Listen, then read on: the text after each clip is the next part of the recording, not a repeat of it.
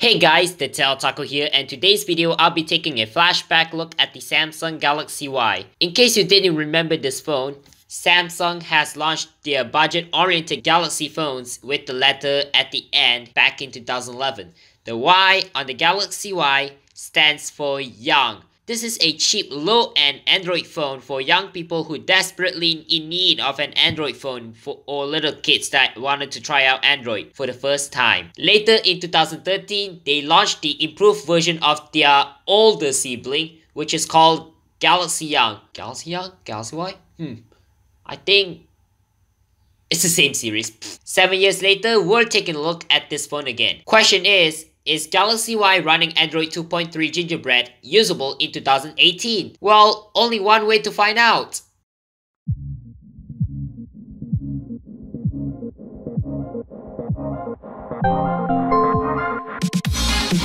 Holding the Galaxy Y for the first time after 7 or 6 years of owning it, it was small, if old school people asked me. This was my first Android phone back in 2012, if I recall correctly. This phone was not the first unit, but actually third or fourth unit, I kinda forgot. But it was a sentimental value to me, and I have nostalgia feel of using this phone. Like feeling misery of not able to put a lot of apps on.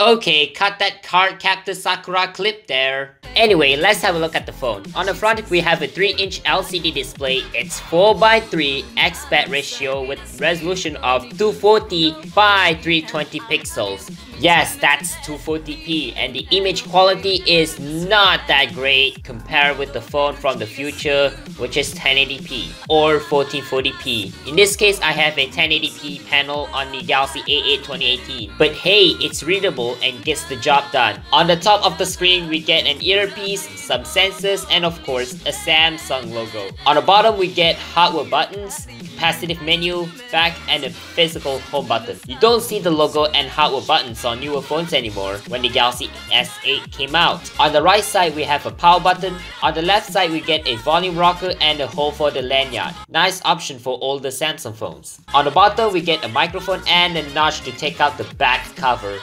No, I'm not talking about the iPhone X notch. On the top is a micro USB port, which was covered by the dust cover, and a headphone jack. Yes, headphone jack is still a thing in 2018. That makes Galaxy Y a better iPod than newer iPhones. Cough iPhone 7, cough iPhone 8, cough iPhone 10.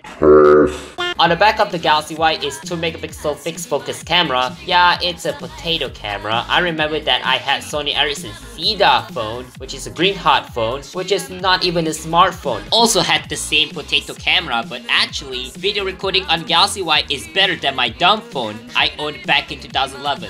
2011? I don't know, I cannot remember. Of course, we get a rear-mounted speaker. Rear-mounting speakers can be an issue if you put the phone with the screen facing you. That can block the sound projection. Yes, they still sound decent thanks to the slight bulge on the speaker grill. OWO, what's this?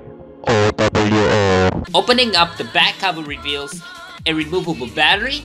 Yes, it's a thing in old days, but it still exists for cheap phones in 2018. Yeah, you don't see removable battery in premium mid-range and flagship phones anymore, which is a shame. Juicing up the Galaxy Y is 1200 mAh removable battery. Taking the battery out, you will get access to the full-size SIM slot. Newer phones nowadays use nano SIM now. On the side, we get micro SD expansion up to 32 gigs. Expanding phones can't be this big until a couple years later. Let's get on to the specs of the Samsung Galaxy Y. It has 832 MHz processor, 180 MB of internal storage, 290 MB of RAM, 3-inch 240p display as I said earlier, and also a capacitive touchscreen, 2-megapixel fixed focus camera, and micro SD expansion up to 32 GB. Also, this phone is running Android 2.3.5 Gingerbread with TouchWiz 3.0 interface. Let's have a nostalgia look, hey? This phone was very light, I mean feather light, weighs around 97 grams. Onto the screen. It's so cute! What I mean cute? It's a small display by its size. As I said earlier, image quality is not that great. Compared with newer phones like my Galaxy A8 2018 for example, it's much more superb than Galaxy Y screen. They're both readable, so no major complaints there. Screen size wise, I can even fit one Galaxy Y in the 5.6-inch Infinity display. XD. What I mean fitting a small phone onto an Infinity display, the Galaxy Y display is 2.6-inch smaller than Galaxy A8 2018 display. Heck, you could even put several Galaxy Y screenshots on a shiny Infinity display, especially with the 1080p ones. Maybe 1440p, you could even fit even more Galaxy Y screenshots. Wow, that was so funny. Alright, moving on. Android 2.3 Gingerbread has now reached its end of life back in 2017, which is last year. Not only that, but Android 3.x Honeycomb is also reached its end of life too. The support for Google Play services are now long gone. But is Galaxy Y usable in 2018?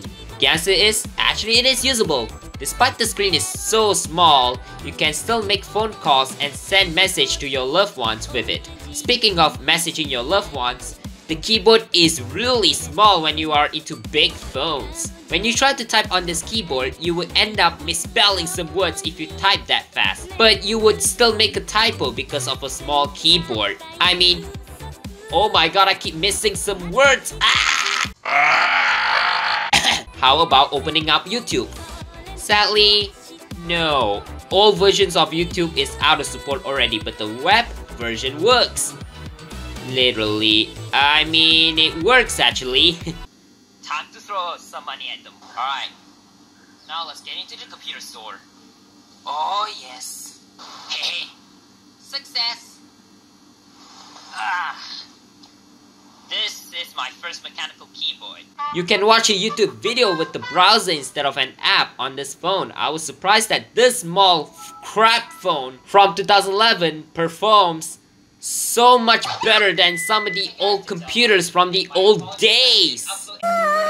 No, cut that King Mosa clip. Is this even 2016 TheTechOtaku? For browsing, it was decent, but despite that it's an old browser, some pages may not load properly, so be aware of that. Okay, now onto the camera. Galaxy Y is rocking a 2-megapixel fixed focus rear camera, and yes, no LED flash for a phone this cheap back in the day. Camera on this phone is one of its weakest factors, so the quality of the photos will look decent but janky on video. Comparing with my A8 2018, I'm like, holy balls! That difference was a night and day. The picture quality on the A8 2018 is better than Galaxy Y.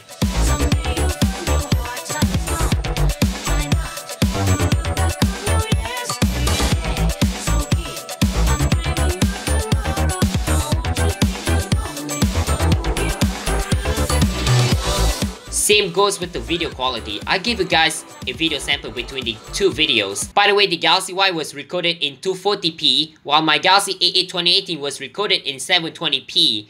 I mean, it can record 1080p 30 frames per second video, but I turn it down to 720p just to save some space on my memory card. I'll include the indoor and outdoor sample. Hey guys, today we're gonna do a video sample of the Samsung Galaxy Y comparing with the Galaxy A8 2018.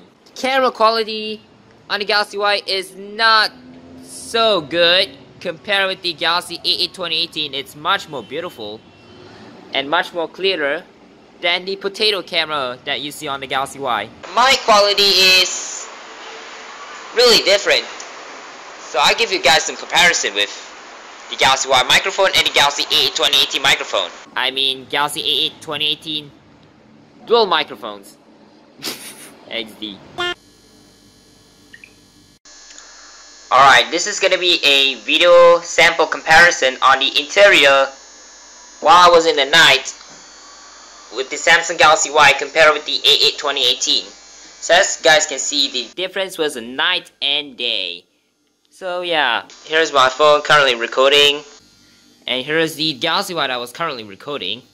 And yeah, check that difference out. Oh god, out of focus. Yup, definitely a low light difference between a potato phone that costs a little bit less than newer budget phones that was better than that. The Galaxy Y mic sounds kinda like an ear rape if you say some words loudly. You ruined my recording! Compared with newer phones' mic, it was much balanced than the one on the older phone, like this.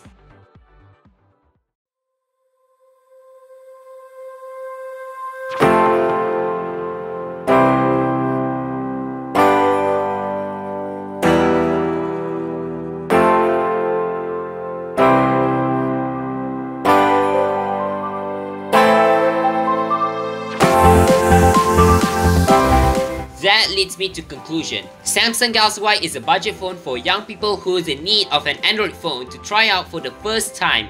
The size was really small, fits onto a palm of the average sized hand pretty much easily, unlike newer phones. This phone was really small that you couldn't spell some words properly on a small keyboard. Build quality on the older Android phones tend to be cheap, built and made of plastic. They're more forgiving than having metal on a phone. This phone is now obsolete by today's standard, but it's still usable if you want to use it as a basic phone or something like that, whatever. So yeah, that's it for this video. I hope you guys like my beautiful B-roll, sorta. So thanks for watching. Be sure to like, comment, and subscribe for more. Also hit the bell icon so you don't miss out the recent uploads by me. TheTechOtaku signing out.